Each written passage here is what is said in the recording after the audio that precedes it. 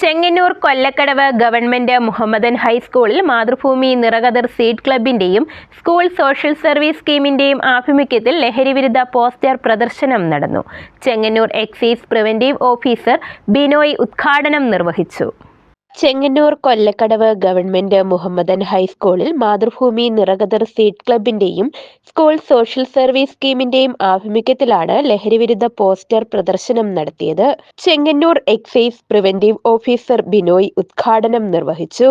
നിങ്ങളുടെ ഭാവന ചോദിച്ചിരിക്കുന്നതെല്ലാം എനിക്ക് കാണാൻ പറ്റി.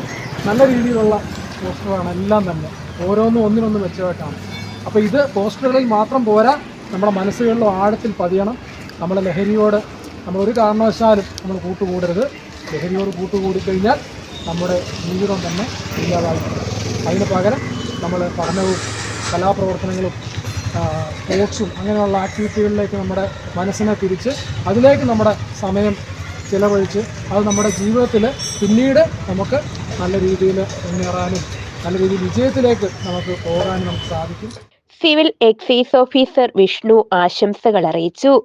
സമൂഹത്തിൽ ലഹരിവിരുദ്ധ പ്രവർത്തനങ്ങൾ വ്യാപിപ്പിക്കുന്നതിന്റെ ഭാഗമായിട്ടാണ് പ്രദർശനം നടത്തിയത്. സ്കൂളിൽ നിന്നും ആഞ്ഞിലിച്ചുവട് ജംഗ്ഷൻ വരെ കുട്ടികൾ വരച്ച ഏകദേശം 300 ചാർട്ടുകളുടെ പ്രദർശനം നടന്നു.